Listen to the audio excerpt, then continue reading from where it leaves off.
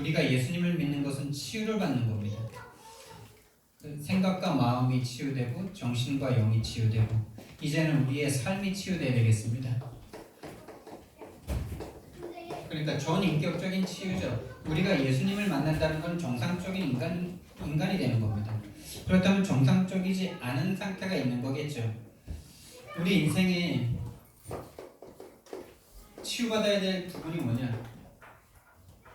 진짜 인생의 문제가 뭐냐?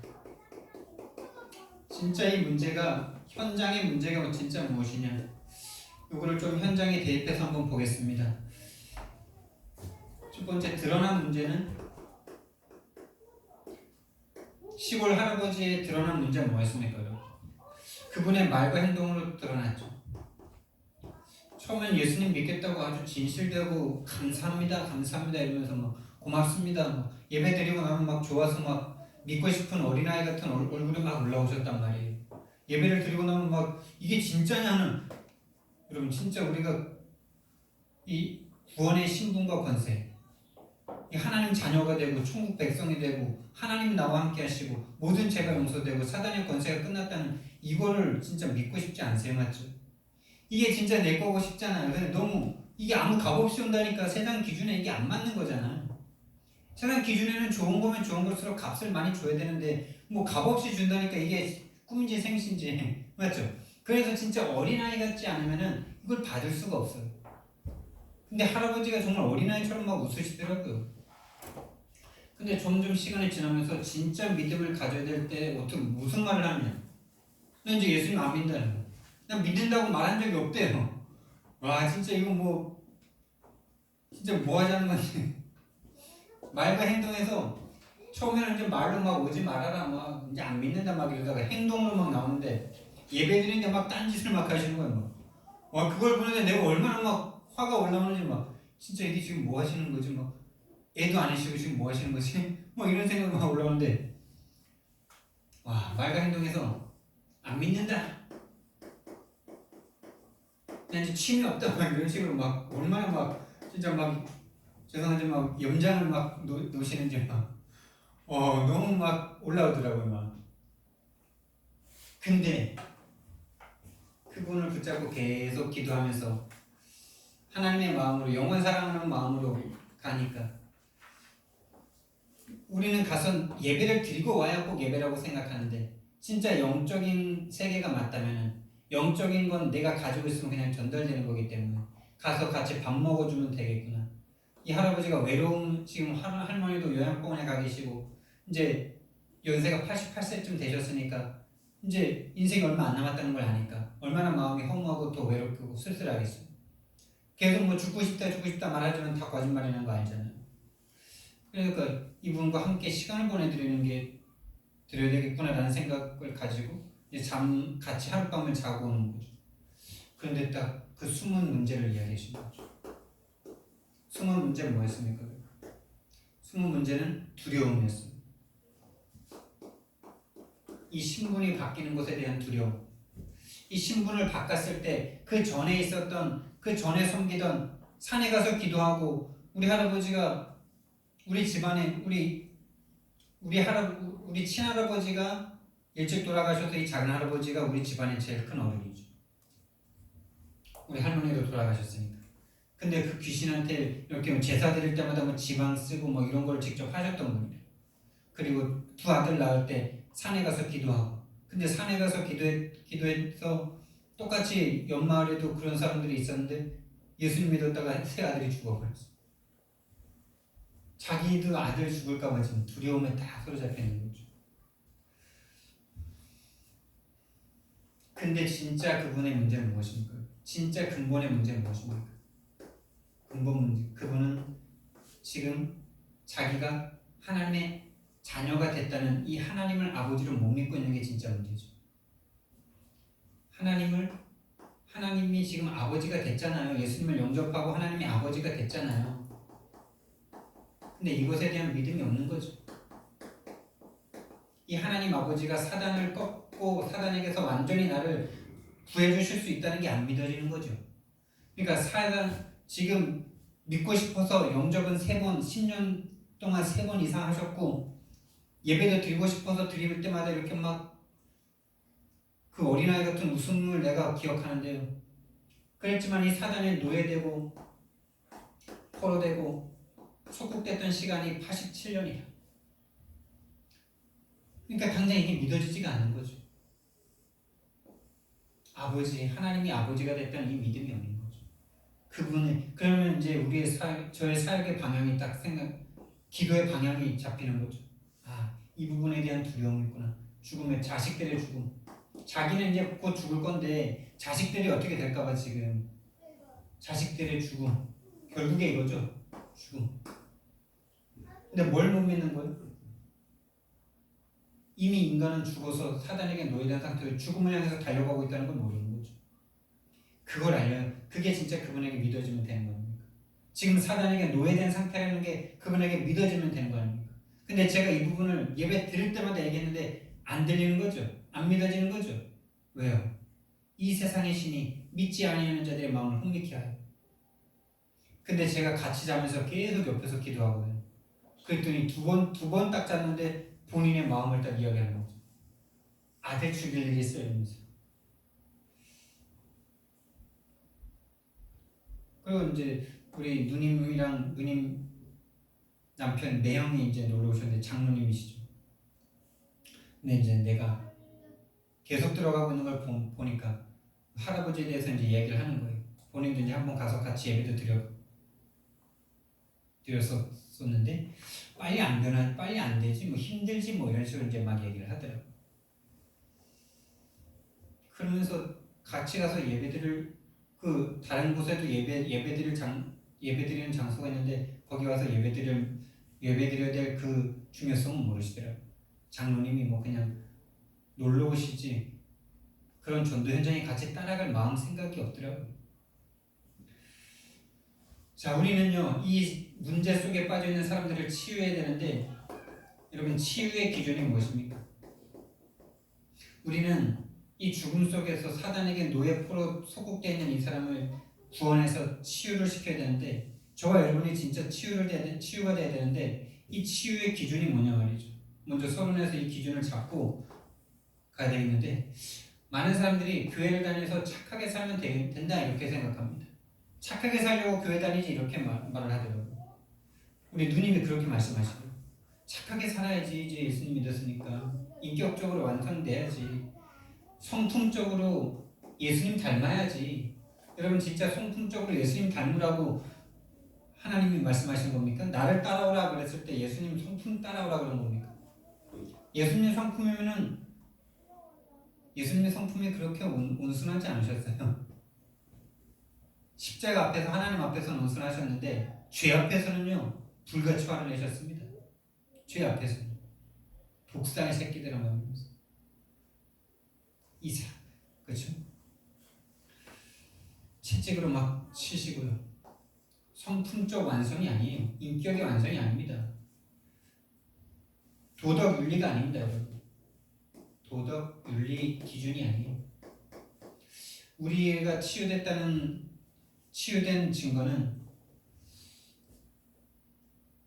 내가 만난 그리스도를 다른 사람에게 말할 수 있는 게 치유가 된 상태입니다. 우리 성격이 아무리 안 좋아도 내가 만난 그리스도를 다른 사람에게 증거해서 그 사람이 예수 믿고 구원받을 수 있게 해줄 수 있는 사람이라면 그 사람은 치유가 된 사람이에요. 그 복음을 전하는데 그 성격이 좀 변화돼야 된다면 하나님께서 그 성격 치유하시겠죠. 근데 인격 완성하고 성격 완성해가지고 나라는 걸 높이 세우고 바벨탑을 세울 사람이라면 그거 자체가 저주입니다, 여러분. 그래서 이 말과 행동이 아까 말했지만 좋은 사람이 있고 안 좋고 뭐 좀 수준이 높고 이런 거 있는데 결국엔 다 그게 3, 6, 11이니까 그래서 죄악이라는 거예요. 근데 세상 사람들이 볼 때 좋은 것을 가지고 있는 사람들이 있죠. 말과 행동이 좋은 사람이 있어요. 근데 이 사람들이 왜 더 문제냐? 좋은 것이라서 자기가 죄인인 걸 몰라요. 좋은 걸로 자기 자신을 세우고 있기 때문에 하나님이 볼 때는 더 큰 죄인인데 좋기 때문에 그게 죄라는 걸 모른다니까요. 근데 이게 좀 수준이 낮고 별로 안 좋은 사람은 깨달을 수 있는 가능성이 조금 더 많은 거예요. 왜? 사람들이 볼 때도 안 좋거든. 근데 살아가면서는 좀 더 불편하지 그게. 결국에는 나를 세우면서 다른 사람을 죽이기 좋은 걸로. 그래서 내가 받은 생명을 또 다른 사람에게 생명으로 전해줄 수 있는, 이게 바로 치유된 증거입니다. 생명은 그리스도이기 때문에 내가 만난 그리스도를 다른 사람에게 증거할 수 있는 게 치유의 기준입니다. 여러분, 그리스도가 생명이시잖아요. 그리스도가 빛이잖아요. 이 빛을 다른 사람에게 전할 수 있는 사람이 치유된 사람이에요. 성격이 안 좋아도 좀 문제가 있어도 내가 만난 그리스도를 전할 수 있으면 되는 거예요. 그 사람이 하나님 볼 때는 축복된 사람이고 그 사람이 귀한 사람입니다. 이 기준을 딱 가지고 우리는 인생을 시작해야 되겠고, 세상 기준과 문화에서 저 사람은 참 좋다, 이런 거를 우리도 참 어느새 기준으로 너무나 갖고 있어요. 안 그럴 것 같은데 그런 사람 보면 막 기죽고, 그런 사람들 보면 막 칭찬해주고 싶고 막 좋아하고 마음으로 막 사랑하고, 그렇지 않은 사람들 보면 막 눈치 풀이고 막 이미 마음에 막 담을 치고 이러죠. 빨리 우리의 기준을 다 바꿔야 됩니다. 이게 성공입니다. 이게 성공된 삶입니다, 여러분. 내가 만난 그리스도를 전할 수 있는 삶이 성공된 삶이에요. 그 사람을 향한 의의 면류관이 기다리고 있습니다.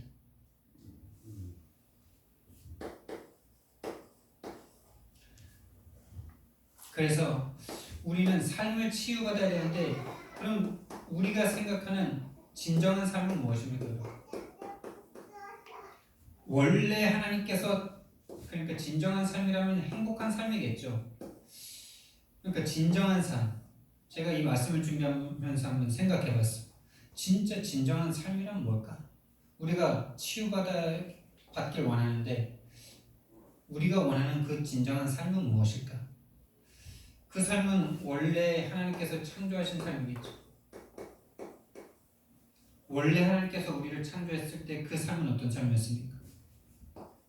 하나님과 함께하는 삶입니다. 하나님과 함께하는 삶이 위대한 거예요. 그래서 우리를 하나님의 형상대로 만드셨습니다.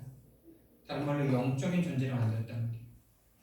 하나님과 함께하려고 영적인 존재를 만드셨어요. 다른 말로 하나님과 사랑하는 관계죠. 주 너의 하나님을 사랑하라. 마음과 힘과 네 목숨을 다해서 사랑해라. 하나님과 함께하는, 하나님과 사랑하는, 이게 우리의 진정한 삶입니다. 이거 외에 다른 행복 없습니다. 이거 외에 다른 거는 우리를 행복하게 하는 게 아니라요, 그것으로 행복할 수 있다고 생각하는 그게 우리를 오히려 불행하게 만들죠. 진짜입니다. 하나님 외에 다른 거에다가 행복의 기준을 딱 두잖아요. 그 행복의 기준이 나를 무너뜨린다니까요. 그걸 우상이라고 그럽니다. 어느 날 다 무너져요. 왜요? 완전하지 않고 한계가 있고 그렇기 때문에. 여기에서 우리는 참된 기쁨을 누립니다. 이게 우리의 참된 기쁨입니다. 어떤 것도 우리에게 참된 기쁨을 줄 수 없어요. 그래서 우리가요, 현장에서 막 사역을 많이 하고 전도하고 이런 것도 중요하지만은, 어제 사역자 모임에서 그렇게 말씀하시더라고요. 막 이제 현장에 성도들이 막 현장에 막 문이 열려서 많이 뛰는 분들도 있고 좀 이제 적게 뛰는 분들도 있고 그런데, 많이 뛰는 분들한테 그렇게 말씀하시더라고요. 현장에서 사역 막 하고 와가지고 집에 와서 그 사역을 열심히 하고 온 여러분에게 주는 보상이 무엇입니까? 이렇게 묻더라고요. 그러니까 나 이제 현장에서 열심히 사역하고 왔으니까 집에 들어가서 뭔가 그걸 어떤 보상을 주는 거 있잖아요, 여러분들이. 뭐 회사 일을 갔다 와서도 그렇고, 그렇죠. 그게 여러분이다, 이렇게 말씀하시죠. 이렇게 일 많이 하고 와서 하나님과 더 함께 하고 싶고, 말씀을 보고 싶고, 기도하고 싶고, 하나님 찬양하고 싶고 이러냐? 아니면 TV 틀어서 그거 뭔가 육신의 걸 채워야 되냐? 아니면 인터넷 쇼핑으로 뭔가 막 해야 되냐? 이런 거 막 말씀하시는데, 얼마나 찔리는지. 그래서 정시 예배를 할 수 없다면 차라리 사역을 줄여라 이대로. 하나님이 하신다라는 걸 믿으라는 거죠. 진짜 예배된 사람이라면 우리가 안 만나려고 해도 만나지고 약속이 취소됐어도 다음에 또 만나게 되고. 근데 우리가 이제 그렇습니다. 하나님으로 기뻐하는 그 상태. 그리고 이 기쁨을 누리는 거죠. 이제 진정한 삶은 이 기쁨을 계속 누리는 겁니다. 그래서 예수님께서도 이 땅에 오셔서 내가 온 것은 양으로 생명을 얻게 하고 이제 열심히 살게 하려는 것이다 이렇게 안 하시고 생명을 얻게 하고 더 풍성히 얻게 하려는 것이다. 이 기쁨을 계속 누리는 거죠. 계속 누리는 겁니다. 다른 말로 나눔이라고도 할 수 있고요. 자, 이게 우리 하나님께서 우리를 창조하신 원래 모양이죠. 그리고 그 창조하신 것을 보고 하나님께서 좋았더라 이렇게 말씀하셨죠. 좋았더라, 좋다 이렇게 말씀하셨죠. 그리고 하나님의 형상 가진 자들에게 생육, 번성, 충만, 정복, 다스림의 축복을 주셨죠. 이게 원래 우리가 가진 삶입니다. 하나님으로 행복하고 하나님과 사랑하면서 기뻐하는데 우리의 삶에 모든 게 다 응답이 오는 거죠. 이게 원래 우리가 받은 삶이고 회복해야 될 삶입니다. 근데 이것을 빼앗겨 버렸어요. 빼앗긴 이 삶을 빼앗겼습니다. 누구한테요? 언제요? 창세기 1강 말씀에서 봤던 것처럼 3장 1절에서 6절에 사단이 개입했습니다. 사단이 어떻게 개입했습니까? 뱀의 모양으로 여러분에게 영향을 줄 수 있는 그 어떤 것으로 여러분이 복음보다 어떤 것에 딱 문제가 오면은 복음은 온데간데 없어지는 그걸 사단이 너무나 잘 알고 있죠. 그 뱀의 모양으로 딱 나타났어요. 죄를 딱 찍기만 했어요. 이 죄는 뭐였습니까? 하나님의 말씀을 가감했어요. 자기 마음대로 생각했어요. 정령 죽는다라는 것을 죽을지도 몰라 죽을까 하노라 이렇게 바꿔버렸어요. 그 작은 거 하나가 인류의 모든 문제를 가져옵니다. 이 죄 때문에 하나님을 딱 떠나게 되는 6절 말씀에 하나님의 말씀을 정면으로 어기고 3절 4절 말씀에 네가 하나님처럼 된다는 그 말씀 그 사단의 말을 듣고 하나님의 말씀에 불순종하고 떠나가 버리죠. 그래서 딱 빼앗겨 버렸습니다. 사단에게. 그래서 그 결과 어떻게 되느냐? 그 결과 사람들이 운명에서 태어나 멸망으로 달려갈 수밖에 없는 원하지 않는데 이렇게 살아갑니다. 운명에서 태어납니다. 그 결과의 삶이 뭡니까? 창세기 2장 17절 말씀에 이것을 먹는 날에는 너희가 정령 죽을 것이다 라는 말씀이 우리 삶에 실현되고 있는 거 아닙니까? 원래 하나님이 약속하셨던 대로 말씀하셨던 대로 가고 있는 거죠. 그것을 먹는 날에는 정령 죽을 것이다 라고 말했는데 사단의 말을 듣고 하나님의 말씀에 불순종하고 먹고 떠나갔어요. 그래서 어떻게 됐어요? 태어났는데 운명이에요. 여러분이 여자로 태어나고 싶은 적이 없었고 그 가정과 가문에서 태어나고 싶은 적이 없었잖아요. 원하지 않는데 왔잖아요. 그걸 운명이라고 해요. 바꿀 수 없잖아요. 성품과 성격도 바꿀 수 없잖아요. 바꿀 수가 없습니다. 좋은 것이든 나쁜 것이든 여러분이 선택한 게 거의 없을 거예요.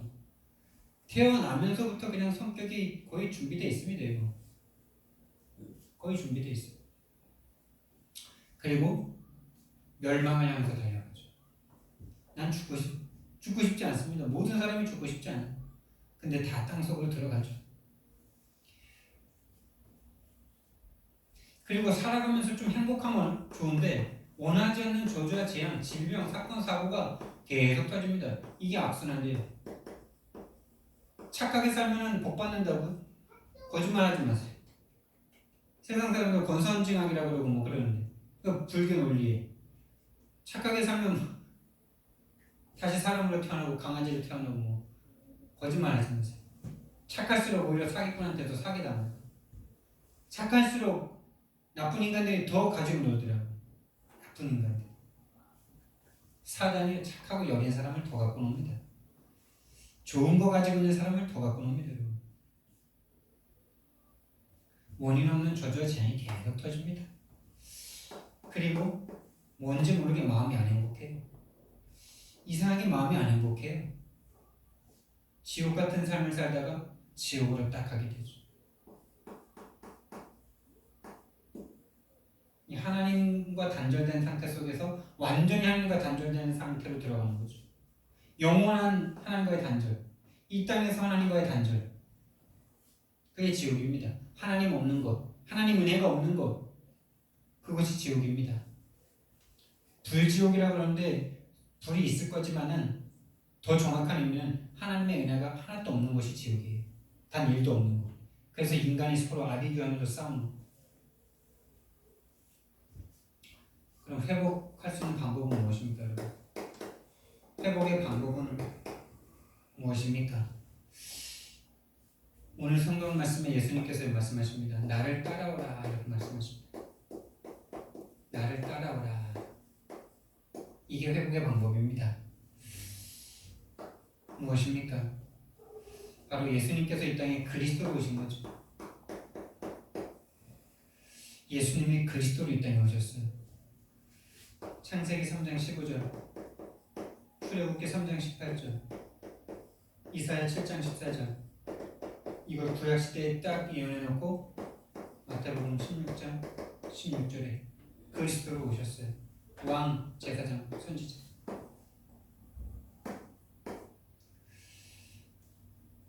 그래서 우리에게 예수님을 따라서 우리가 가는 곳마다 왕의 역할을 하면 돼요. 가는 곳마다 제사장의 역할을 하면 돼요. 가는 곳마다 선지자의 일을 해주면 돼요. 여러분에게 만나는 사람에게 요 일을 해주면 되는 겁니다. 왕으로서 우리가 그 사람을 묶고 있는 사단의 일을 보셔야 돼요. 일단. 그 사람을 어떻게 자꾸 마귀가 그 사람에게 특별하게 지금 믿음을 빼앗아가고 있는지, 이 믿음을 못 갖게 하는 그 부분이 어딘지를 볼 수 있어야 돼요. 그게 제자를 키우느냐 못 키우느냐의 진짜 중요한 부분입니다. 우리가 함께 가야 되는 길인데 본인부터 일단 봐야 되겠죠. 내가 복음을 놓치는 그 부분이 어딘지. 사단이 계속 하나님과 하나님 나라보다는 자꾸 그 부분만 딱 나에게 걸리면은 넘어지는 부분이 어딘지. 나를 봐야 다른 사람도 보이겠죠. 이번 주에 할아버지가 보여진 거죠. 할아버지가 지금 자식들의 두려움, 이 신분을 바꿨을 때, 이 종교를 바꿨을 때 오는 그 귀신의 해코지가 너무나 지금 두려운 거죠. 봤으니까 옆에 사람들이. 그 부분을 놓고 기도하다가 그 흑암이 꺾이면 믿음이 오겠죠. 그걸 내가 꺾을 수 있는 건 아니고 기도해줘야죠. 성령께서 역사해달라고. 제사장입니다. 계속해주는 겁니다. 우리도 그래서 이 부분에 이제 아가페적인 사랑, 헌신 이런 거는 당연히 하는 거다 이렇게 말씀하셨잖아요. 그래서 마가복음 10장 45절 말씀이 인자가 온 것은 섬김을 받으려 함이 아니라 도리어 섬기려 하고 자기 목숨을 많은 사람의 대속물로 주려 합니다. 하나님의 목숨을 우리에게 대속물로 주려고 이 땅에 오셨어요. 선지자 요한복음 14장 6절 말씀, 히브리서 10장 19절 20절 말씀에 자기 몸을 찢어 하나님 만나는 길을 열리신 그리스도. 우리를 하나님께서 삼중직의 대사로 불렀습니다.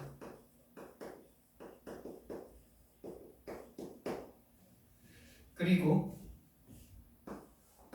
예수님께서는 이 일을 하려고 성육신하셨죠. 십자가에서 대속하셨습니다.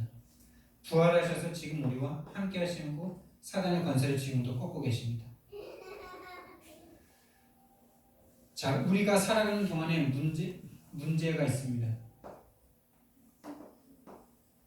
또 현장에 문제를 가진 대상자들이 있습니다. 우리에게 닥쳐오는 문제 속으로 우리는 들어가야 됩니다. 불신자 속으로 불신자와에게 가야 되는 거죠. 불신자 현장, 이게 현장이죠. 그 현장으로 들어가야지 우리는 그대로 구할 수 있지 않습니까? 우리가 우리에게 닥쳐오는 문제를 거부하는 것이 아니라 그 문제가 올 수밖에 없는 이유를, 그 문제를 받아들이고 내 문제로 받아들이고 그 문제 속으로 들어가야 하는 겁니다. 그게 성육신입니다. 불신자 속으로 가는 겁니다. 불신자에게 이 복음을 전해주려는 마음으로 가는 거예요. 그게 성육신입니다. 여러분. 불신자에게 왜 갑니까 우리? 그들이 지금 영원한 저주와 멸망 가운데 죽어가고 있으니까 복음을 전해주러 가는 것, 현장 가는 것 자체가 성육신과 같은 거예요. 그리고 우리 문제 속에 그 문제에 대한 주권을 하나님 앞에 드리는 거죠. 하나님, 이 문제가 하나님의 뜻대로 되길 원한다라고. 내가 바라는 대로 말고 하나님의 뜻과 계획이 분명히 이 문제 속에도 있는 줄 믿습니다. 그것을 믿는 믿음으로 하나님 앞에 문제를 내놓는 거예요. 그게 바로 십자가에서 죽는 겁니다. 내 문제, 우리 인생에 구원받는 데로 오는 그 문제 속에 하나님에 대한 주권을 인정하는 거예요. 그때 하나님의 응답이 딱 오게 됩니다. 우리가 불신자에게 가서 불신자의 문제를 내가 대속해 주는 겁니다. 대속해 준다는 말은 거기에 답을 준다는 말이겠죠. 함께 해준다는 말이겠죠. 그리고 기도해 준다는 말이겠죠. 복음을 전해준다는 말이겠죠. 이 복음 전해주는데 우리 욕먹기도 하잖아. 할아버지한테 내가 막 거부당하는데 얼마나 마음이 아팠겠어요, 여러분.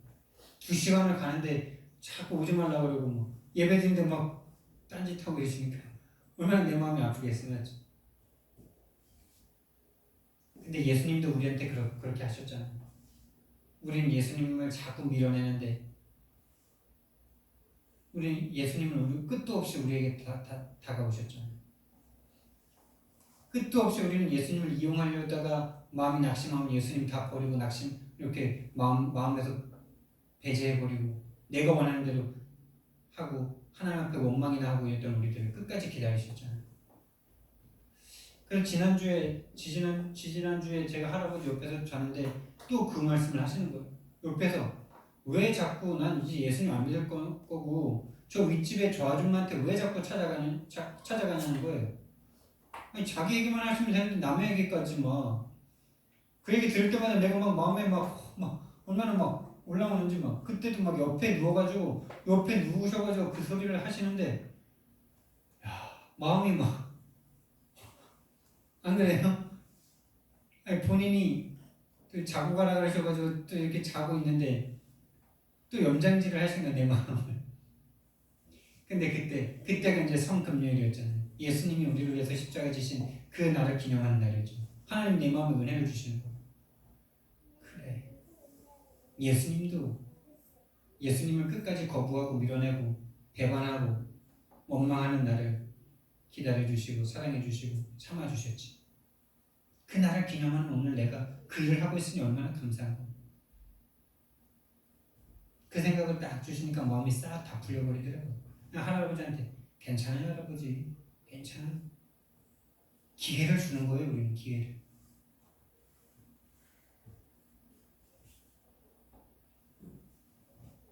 이제 여기서 하나님께서 그 영혼에게 생명을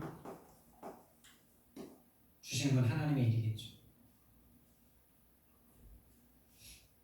이게 바로 선지자, 제사장, 왕의 일이잖아요.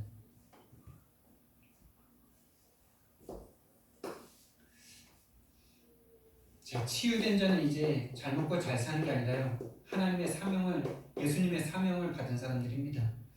치유됐다는 것은 우리가 구원의 은혜가 우리 속에 임한 거기 때문에 정말 치유는 예수님과 함께 죽는 겁니다. 함께 죽고 함께 살고 이게 연합이고 이게 세례의 의미잖아요. 모세가 홍해를 건넌 게 세례잖아요. 죽고 다시 사는 이게 바로 구원입니다. 이게 바로 치유입니다. 여러분. 어디에 대해서 죽는 겁니까? 과거에 멸망 속에 있던 사단의 손아귀에 잡혔던 우리의 각인뿌리 체질은 죽여버리는 겁니다. 죽어야 됩니다, 여러분.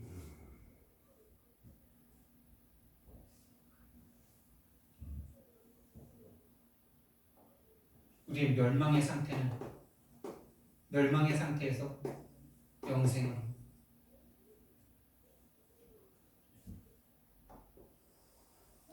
이걸 과거에 그 사단에게 노예되고 포로되고 소국됐던 우리는 죽고 하나님의 자녀의 신분과 권세로 다시 사는 거죠. 그게 바로 치유의 모든 것입니다. 그래서 개인이 치유받고 힘을 얻으면요, 만나는 사람을 축복해 줄 수 있고요, 가정을 통해서 진짜 치유가 일어나고. 그래서 제가 어제 좀 느끼면서 진짜 함께 하지 않고는 그 사람을 알 수 없겠구나, 이게 더 느껴지는 거예요. 어제 이제 우리 집사님이랑 잠깐 1시간 얘기하면서 이런 얘기를 참 의지해 듣는 게 참 그렇구나, 이런 생각이 너무 많이 들더라고요. 함께 있어야 제자의 그 사람에게 깊게 각인 뿌리 쳐져 있는 그 사람의 인격과 삶과 모양에 뿌리 내려져 있는 복음 아닌 것들, 또 여러 가지 많은 것들, 그 사람에게 바꿔줘야 될 그런 부분들을 볼 수 있는 것은 함께 하지 않고는, 일주일에 한 번 이렇게 만나서 예배드리고 말씀 듣고 뭐 다락방에서도 거의 매일 만나지만은 그냥 단순히 그냥 메시지 듣고 메시지 전하고 이 관계로는 제자 세우기 쉽지 않겠구나, 이 생각이 어제 들더라고요. 왜? 모르니까. 그 사람이 어떤 생각과 어떤 마음과 어떤 배경에서 자랐는지를 모르니까. 그 사람이 깊게 각인되어 있는 게 뭔지 모르니까 치유가 안 되고 치유를 해줄 수 없고, 치유 안 되면 결국에는 치유 안 된 그것 때문에 과거로 돌아가 버립니다. 결국에 그 치유 안 된 부분이 딱 걸려 넘어지면은 복음 없어지니까, 복음을 다 버려버리니까. 그게 베드로였죠. 그게 12명의 제자들이었죠. 모든 예수님을 따르는 사람들이었죠. 그 부분을 치유해주지 않으면요, 결국엔 그 상태로 돌아갑니다. 그래서 이 가정은, 미션홈은 제자 키우는 제자 양성소입니다. 함께 해야 돼. 그리고 업을 통해서 우리는 만나는 사람들에게 기능을 통해서, 또 이 세계 복음화가 이게 계속 지속되려면 우리가 세상에서 살아야 되기 때문에 업과 기능이 축복받지 않으면 안 되죠. 업과 기능이 축복을 받아야 돼요.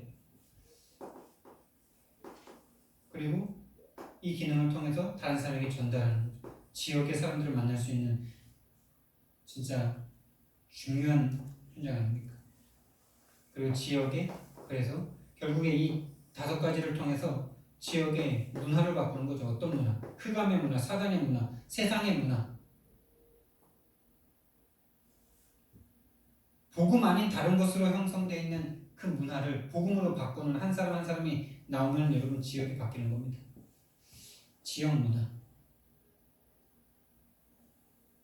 이게 우리가 치유된 삶을 살아가는 방법이고, 우리가요, 오늘 내가 만난 그리스도가 있어야 돼요. 오늘 만난 그리스도. 여러분, 매일매일 그리스도 체험하고 계십니까? 매일매일 여러분을 속이는 사단이 있다면 매일매일 체험하는 그리스도도 있는 거 아닙니까? 근데 뭐가 안 되냐? 매일매일 내가 사단에게 속는다는 걸 사실은 거의 인식하지 못하고 살아요. 매일매일 내가 죄 속에 빠진다는 사실을 모르고 살아요. 내가 하나님 없이 살았다는 거 모르고 그냥 하루를 넘깁니다. 그러니까 이거가 절대적인 문제로 보이지 않으니까 그리스도를 날마다 체험할 필요가 없어. 그냥 살아가니까 불신자들처럼 살고 있는 그게 저는 문제가 안 되고 있어요. 매일매일 사단의 노예 포로 속국 각인뿌리 체질이 오직 내 성공을 향해서 가고 있는 그게 그냥 정상이라고 생각되는 그 문화 속에 나도 그냥 정상이라고 생각하고 살아가죠. 문제 아니라고 생각하죠. 근데 여러분, 이 기준으로 그래서 잡으셔야 돼요. 내가 만난 그리스도를 오늘 내가 증거하지 못했다면 나는 오늘 실패한 거고 오늘 사단에게 속힌 거고 오늘 내가 노예 포로 속국으로 산 것이다 라는 것에 대한 결론이 있으셔야 돼요. 그래야 내가 그리스도를 생명처럼 붙잡죠. 생명적인 위기가 없는데 생명처럼 붙잡겠습니까 여러분? 물에 빠져 죽어가야 지푸라기라도 붙잡죠. 안 그래요? 성경 말씀에서는 우리가 이미 죽었고 죽은 속에 있고 이 세상 임금인 사단이 잡고 있는 세상 속에서 살고 있는데 그거 자체가 인식이 안 되고 있으니 생명인 복음을 오늘 붙잡을 이유가 없는 거죠. 그래서 진짜 시작은 우리가 어디 속에 있는지를 보는 거죠. 우리의 상태가 인식되는 것 자체가 흑암에 꺾이는 거고 그게 성령의 역사입니다. 그래서 오늘 만난 그리스도가 증거되셔야 돼요. 오늘 만난 그리스도를 인생의 그리스도 만난 건 다 있잖아요. 한 번씩. 근데 오늘 만난 그리스도, 오늘 내 생각과 마음을 바꾸신 그리스도,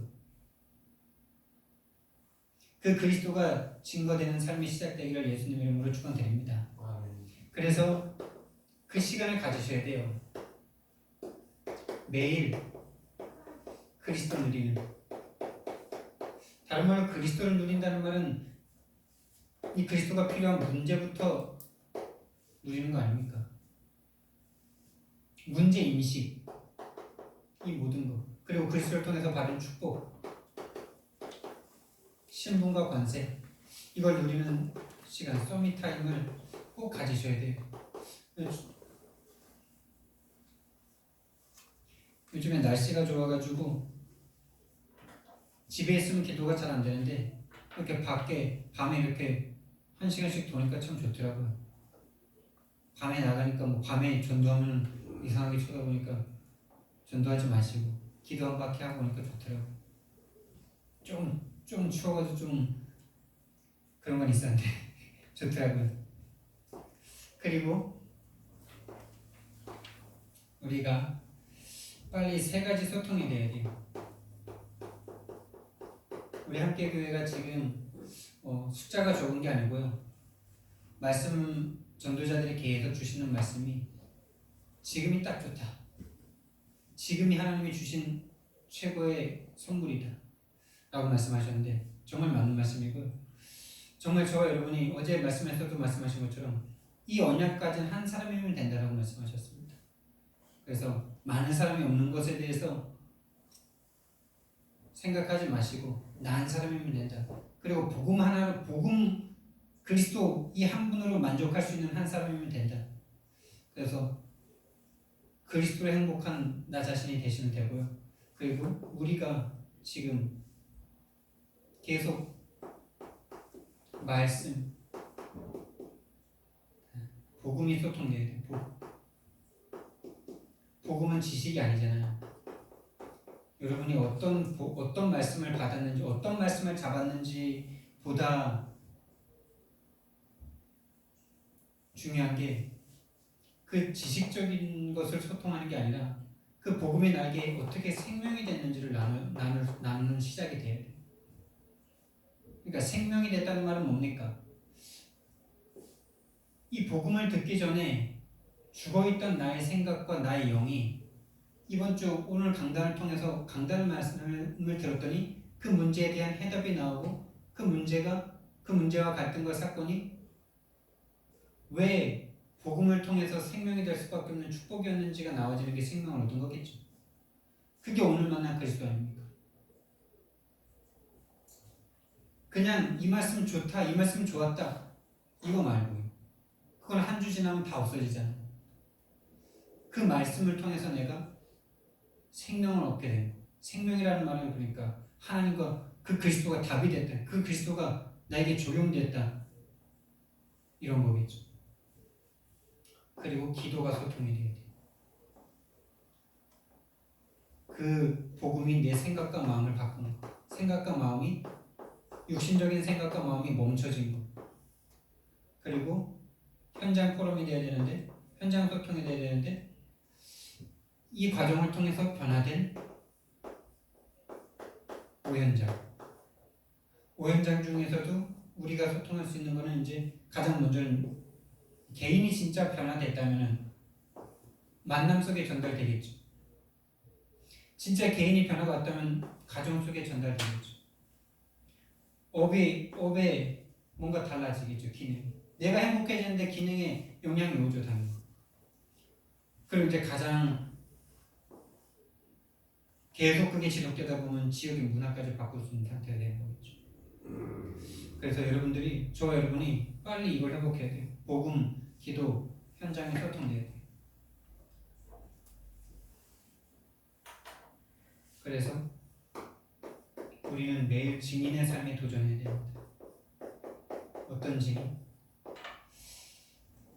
그리스도의 증인. 다른 말로 강단의 증인으로.